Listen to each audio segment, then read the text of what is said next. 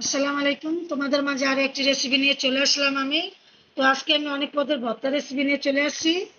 এটা হচ্ছে বেগুন ভর্তা, এটা বাদাম ভর্তা, এটা চাপা শুটকির ভিজার যে ভর্তা, এটা হচ্ছে তিল ভর্তা, এটা কালিজিরা ভর্তা, পেঁয়াজ আর যে শুকনো মরিচের একটা ভর্তা। তো আমার ভিডিও যদি তোমাদের ভালো লাগে আমার চ্যানেলটিকে সাবস্ক্রাইব করে দিও।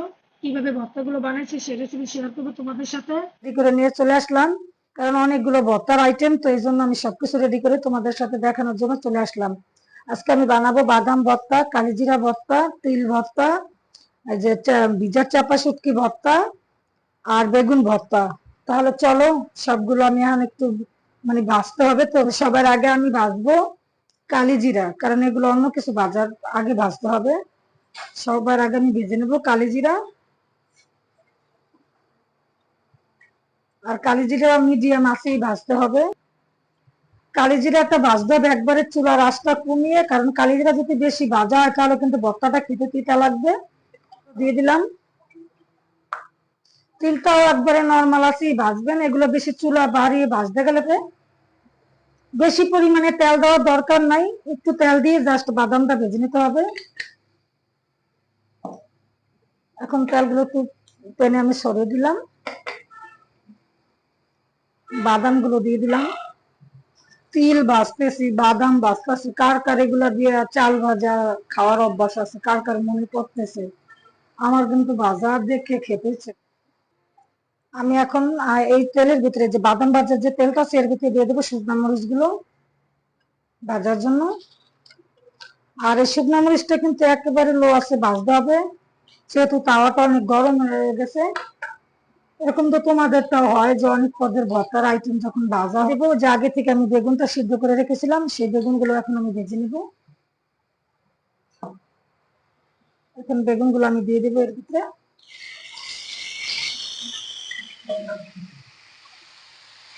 গুলো ভেজে নেব। আমি রসুন গুলো দিয়ে দেবো আগে, যেহেতু এগুলো আস্ত রসুন। রসুন গুলো আমি এইভাবে করে একটু ভেজে নেব, কারণ শুটকির জন্য এই রসুনটা এটা একটু ভেজে নিতে হবে। আমি এর ভিতরে তেল দেবো না, তেল দিলে এই ভর্তা তেল তেল হয়ে যায়, খেতে ভালো লাগে না। রসুন গুলো আমার ভাজা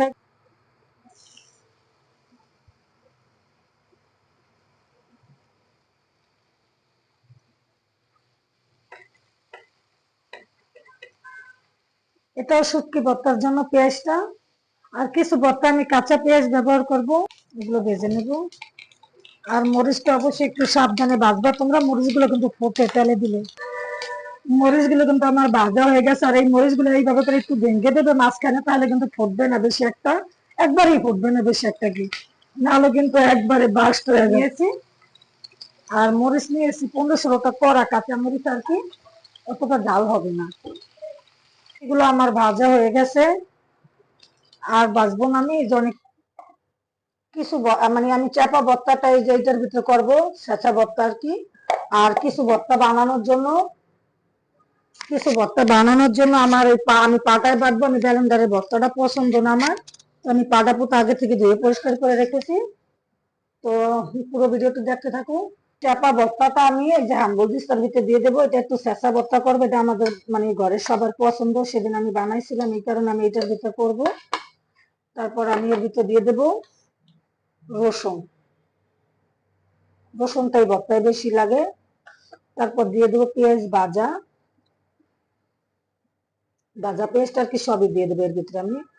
তারপর দিয়ে দেবো সেই সব ভাজা শুটকি গুলো দিয়ে দেবো আমি এটার ভিতরে। আমি শুটকি গুলো দিয়ে দেবো এর ভিতরে, আমি কাটা গুলো অনেকটা বেছে নিয়েছি, বড় বড় যেগুলো আর কি। এখন আমি এর ভিতরে দিয়ে দেবো একটু স্বাদ মতো লবণ, এই যে লবণ দিয়ে দিলাম। তারপর ছেঁচে নেবো।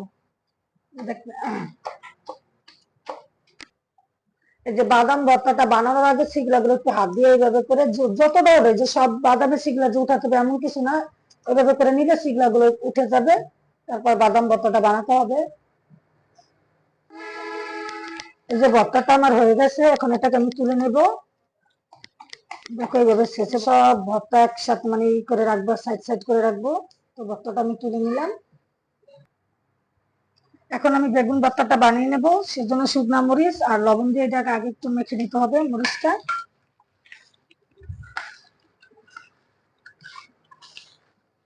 যেগুলো মানে হাতে মাখা ভর্তা ওগুলো আগে আমি বানিয়ে নেব, তারপর পাতার ভর্তাগুলো বানাবো।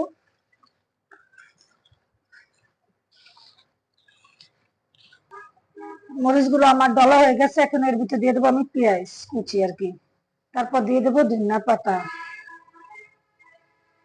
এখন আমি আবার সবগুলো একটু মেখে এর ভিতরে দিয়ে দেবো সরষের তেল।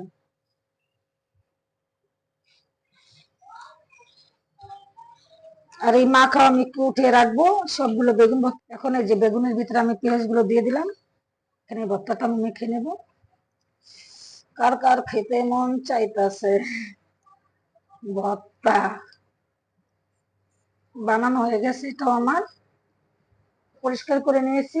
অনেকটা থাকবে, সব উঠবে না। তো এখন আমার যে 3টা ভর্তা আছে সব পাটায় বাটার ভর্তা, তো আমি শুরু করে দিলাম। আর পাটা পুটা আমি আগে থেকে ধুয়ে মানে পরিষ্কার করে রেখেছি। আর এগুলো যেহেতু একটু মিষ্টি মিষ্টি, এগুলো তো বেশি মরিচ দেওয়া যাবে না এই ভর্তায়। আমি সবার আগে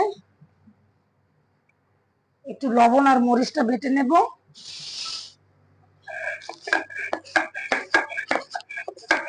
এইভাবে করে বাটলে মরিচটা তাড়াতাড়ি বাটা হয়ে যাবে, এই জন্য আমি পানি না দিয়ে লবণ আর মরিচটা বেটে নিলাম। এখন বাদামগুলো ঢেলে নেব বাটার জন্য। এটাকে একটু সাবধান মতো করতে হবে, এইভাবে করে।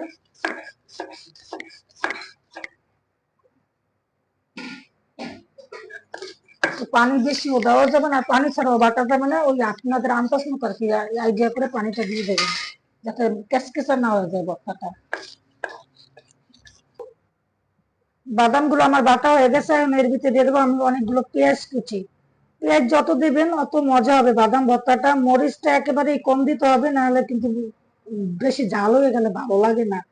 আর আমি চাইলে এই ভর্তাটা ব্লেন্ডারে বাটতে পারতাম, কিন্তু ব্লেন্ডারের ভর্তা আমি খাই না। দ্বিতীয়ত হয়েছে ব্লেন্ডারের ভর্তা মজা লাগে না, পাড়ার ভর্তার যে একটা মজা আছে ওইটা ব্লেন্ডারে পাওয়া যাবে না। এই জন্য আমার কষ্ট হইলে আমি পাটায় ভর্তাগুলো বেটে নিচ্ছি। আর পেঁয়াজ গুলো একটু এরকম একটু আস্তে আস্তে থাকবে, কামড়ে কামড়ে খেতে অনেক মজা লাগে, এই কারণে আমি পেঁয়াজ গুলো মিহি করি নি। আর ভর্তাটা আমার হয়ে গেছে, এখন এটাকে আমি তুলে নেব। আমি বানাবো তিল ভর্তা। তিল ভর্তার জন্য মরিচ আর লবণ দিয়ে দিলাম স্বাদ মতো আমি। আর পাটাটা আমি ধুয়ে নিয়েছি, অত ভালোভাবে ধুতে হবে না, কারণ আমি এটার পাশাপাশি আবার তিল ভর্তাটা বানাবো, এই কারণে। তো আমি এখন এগুলোকে বেটে নেব।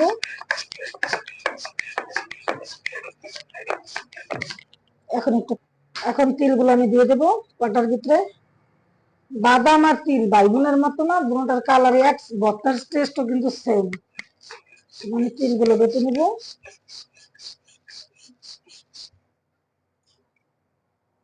তিলটা আমার বাটা হয়ে গেছে, এখন আমি দিয়ে দেবো পেঁয়াজ। তিল ভর্তা বাদাম ভর্তা যত পেঁয়াজ দেবেন অত মজা। আর আমি একটা কথা বলতে ভুলে গেছি, যে বাদাম ভর্তা যে আমি ধনিয়া পাতা দিচ্ছি এটা বলতে মনে আসছিল না, দেখো আমি বললাম যে ধনিয়া পাতাও দিতে হয়েছে। যেভাবে একটু পেঁয়াজটা একবারে মানে নরম করে বাটা যাবে না, মিহি করে আর কি, একটু আস্তে আস্তে থাকলে দাঁতের তলে পড়লে এটা খেতে কিন্তু অনেক মজা লাগে। এই ভর্তাটা আমার বাটা হয়ে গেছে, এখন এটাকে আমি তুলে নেবো। দেখছো পেঁয়াজ গুলো আমি একটু আস্তে আস্তে ইচ্ছা করে রাখছি, যে কইলাম না ভালো লাগে খেতে আর কি। এখন এটাকে আমি উঠিয়ে নেব।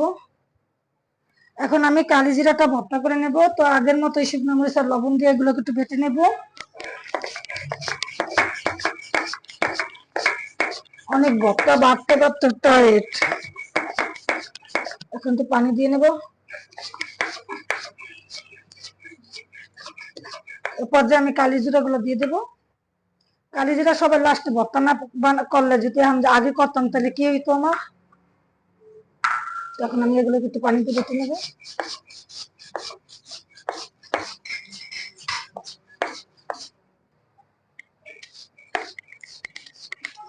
কালি জিরা ভর্তা বাদে যে পাটা সে বুঝতে পারে কষ্টটা কতটা। কষ্টের ভর্তা হয়েছে তিল ভর্তা, যারা পাটায় বেটে এই ভর্তাটা খায় তারাই বুঝতে পারে যে এটা কতটা কষ্ট। কালিজিরা সরি, তিল ভর্তা না, কালিজিরা ভর্তা। পাড়ায় বাড়তে বাড়তে গায়ে সব গুলিয়ে যাচ্ছে।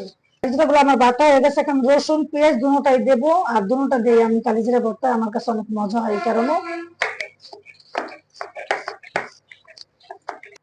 কালিজিরা দাঁতে কামড়ে লাগলে একটু ভালো লাগে খেতে।